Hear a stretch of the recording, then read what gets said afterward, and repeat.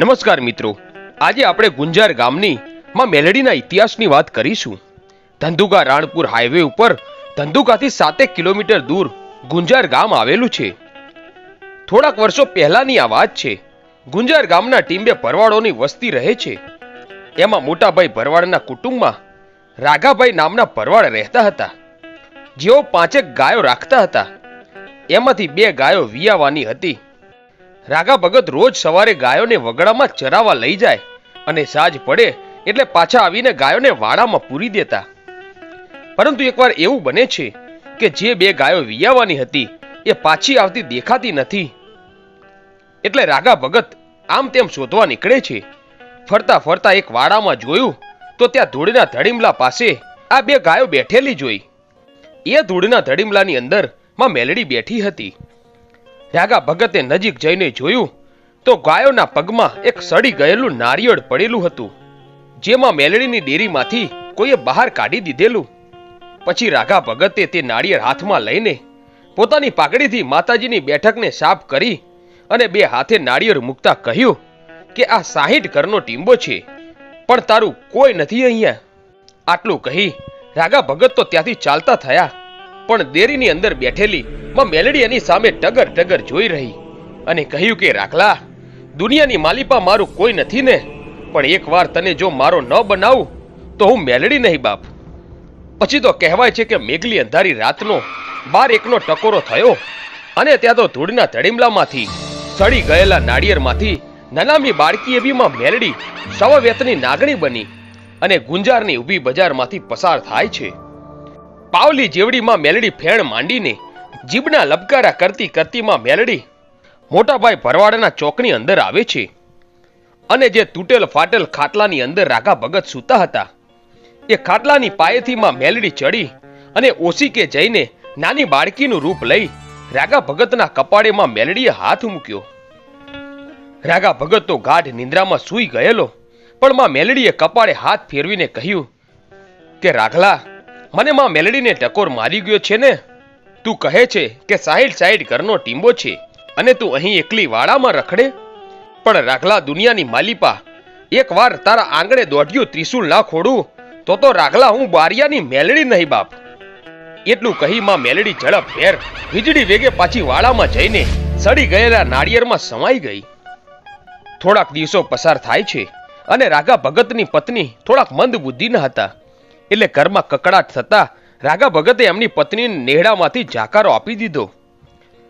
આમ તેમના પત્ની પિયરે રીસામણે ચાલ્યા ગયા અને અહીંયા રાઘા ભગત એકલા ગાયો ચરાવે અને દિવસો પસાર કરે. પણ રાત પડે ને રોજ માં મેલડી સપનામાં આવે. આવું 8 દિવસ ચાલ્યું. પછી રાઘા ભગત વિચાર કરે છે કે હવે મારી પત્ની તો અહીંયા નથી રહી, તો ખાલી ઘર રાખીને મારે શું કરવું? આમ વિચારી પોતાના ભત્રીજા ગેલાભાઈને પોતાનું મકાન વેચાતું આપવાનું નક્કી કરે છે. ગેલાભાઈ બોલ્યા કે બાપા, ખાલી 15 દિવસની મને મુદ્દત આપો, હું પછી તમારું ઘર વેચાતું લઈ લઈશ. પછી તો માં મેલડી રોજ સપનામાં આવીને રાઘા ભગતને કહેવા લાગી કે હે રાખલા, તારે મને મેલડીને જોવી હોય તો એકવાર તારા નેહડામાં મને માં મેલડીને બોલાવતો ખરો બાપ. પરંતુ રાઘા ભગતે સપનાને ધ્યાનમાં ન લીધું.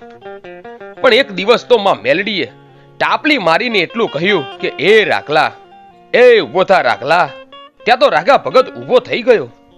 પછી તો સવારે પોતાના નેહડામાં રહેતા કાળા આપા માં આદ્ય શક્તિના બાનાધારી ભુવા હતા, એમને જઈને કહ્યું કે આપા, મને રોજ સપનાની અંદર માથે ચૂંદડી ઓઢીને એક નાનકડી દીકરી આવે છે, મને શાંતિથી સૂવા પણ દેતી નથી. દરરોજ રાત્રે મને ટાપલી મારીને જગાડે. પછી તો કાળા આપાએ ડોકમાંથી માળા કાઢી અને 3 અગરબત્તી કરીને આદ્ય શક્તિનું નામ લઈ દોઢ જાર લીધી ને ત્યાં તો માળાના મોતીડામાંથી મારી આદ્ય શક્તિ કહે છે કે હે મારા કાળા, મારું શું કામ પડ્યું બોલ. ત્યારે કાળા આપાએ માતાજીને પૂછ્યું કે આ રાઘા ભગતને સપનામાં એક દીકરી આવે છે અને એને સૂવા નથી દેતી, એનું શું કારણ હશે માળી? ત્યારે આદ્ય શક્તિ બોલ્યા કે હું કહું એમ મારી વસ્તી કરશો? તો કે હા. તો જા કાળા, અહીંથી જઈને ગામના એક અવાવરા વાડામાં જે મેલડી છે ત્યાં જઈને એના ઓટલે એક નાળિયેર અડાડી અને એ નાળિયેરને લાવી રાગા ભગતના મકાનના નેવે બાંધી દેજે. જો આજે તું નાળિયેરને નેવે બાંધે તો એમ માનજે કે એ મેલડીને નેવે બાંધી છે. અને પછી જો એ મારા રાખલાના સપનામાં આવે ને તો હું તારી આદ્ય શક્તિ નહીં. પછી તો કાળા આપા માં આદ્ય શક્તિના કહ્યા પ્રમાણે વાડામાં જઈને માં મેલડીના ઓટલે નાળિયેર અડાડી રાગા ભગતના મકાનના નેવે બાંધી દે છે. બરાબર એવા જ દિવસોમાં નેહડામાં બન્યું એવું કે એ સમયે લીંબડી સ્ટેટનો હુકમ ચાલતો હતો. એટલે નેહડામાં 5 માલધારી જુવાનિયાઓ કોઈ કારણસર વાંકમાં આવે છે અને એમને કારાગૃહમાં પૂરી દે છે. આ જોઈને નેહડાની વસ્તી કાળા આપણને પૂછવા લાગી કે તમે આ મેલડીનું એક નાળિયેર અહીંયા બાંધ્યું, ત્યાં તો અમારા ફળિયામાં 5 જુવાનિયાઓને કારાગૃહની સજા થઈ. આપા આ તમારી રજા, તમારો હુકમ અને માતા શક્તિ બોલી હતી, તો આ શું થયું ફળિયામાં? ત્યારે કાળા આપા રાગા ભગત અને ગેલાભાઈ આદ્ય શક્તિને અરજ કરતા કહે છે કે હે માળી, તું બોલી હતી કે મેલડીનું નાળિયેર બાંધવાથી રાગા ભગતના સપને દીકરી નહીં આવે. મારી સપનું તો બંધ થઈ ગયું, પણ અમારા ફળિયામાં 5 જુવાનીઓને કારાગૃહની સજા થઈ છે. એનું શું કારણ? મારી લીંબડી સ્ટેટે એમને 3 દિવસની જ મુદ્દત આપી છે. 3 દિવસ પૂરા થશે પછી તારા 5 બાળકોને સજા થશે. અને કહેવાય છે કે ત્યારે રાતના 1ના ટકોરે મારી આદ્ય શક્તિ મેલડીને બોલી કે હે બાઈ મેલડી, સાંભળ, આજે મારી વસ્તી તને કાળી કરવા બેઠી છે અને તારામાં જો તારાપણું હોય ને તો મારી શક્તિની વસ્તી લીંબડીની જેલમાં પુરાણી છે, એને છોડાવી આવ. ત્યારે માં મેલડી નાળિયેરની અંદરથી બોલી હતી કે કાળા ભુવા, તારી શક્તિને કહેજે આજે મને મેલડીને રજા આપે. જો લીંબડીની જેલમાંથી તારા 5ને નિર્દોષ ન છોડાવું તો હું મેલડી નહીં બાપ. પછી તો આદ્ય શક્તિમાં મેલડીને રજા આપી. ત્યાં તો રાગા ભગતના નેવે બાંધેલા નાળિયેરમાંથી માં મેલડી સવા વેતની નાગણી બનીને આકાશી વેગે લીંબડી સ્ટેટમાં જાય છે અને 5ને નિર્દોષ છોડાવીને પાછી આવે છે. પછી તો પોરોડો પરવાડ વાતને ભૂલી જાય છે અને 15 દિવસ થયા એટલે રાગા ભગત ગેલાભાઈને મકાન વેચી દે છે. પણ મકાનના નેવે પેલું મેલડીનું નાળિયેર એમનું એમ હતું. એટલે માં મેલડી રાગા ભગતના સપને આવીને એટલું બોલી કે રાખલા, તે મકાન વેચી દીધું તો મને માં મેલડીને પણ વેચી નાખી બાપ. કોઈ ના કરે એવું મેલડી કરે. એટલે રાગા ભગતે કહ્યું કે મેલડી, ખરેખર તું અહીં આવી હોય, મારી મંદ બુદ્ધિની બાઈ તો રીસામણે જતી રહી છે. ભાઈઓના ઘરના રોટલા કેટલા દિવસ હું ખાવું? ત્યારે માં મેલડી બોલી, તો જા રાખલા, આજથી 3.5 દિવસ થાય અને માથે હેલ સાથે જો બીજી બાઈ લાવી દઉં તો એમ માનજે કે હું બારૈયાની મેલડી બોલી હતી. અને કહેવાય છે કે માં મેલડી હેલ સાથે બાઈ લાવેલા.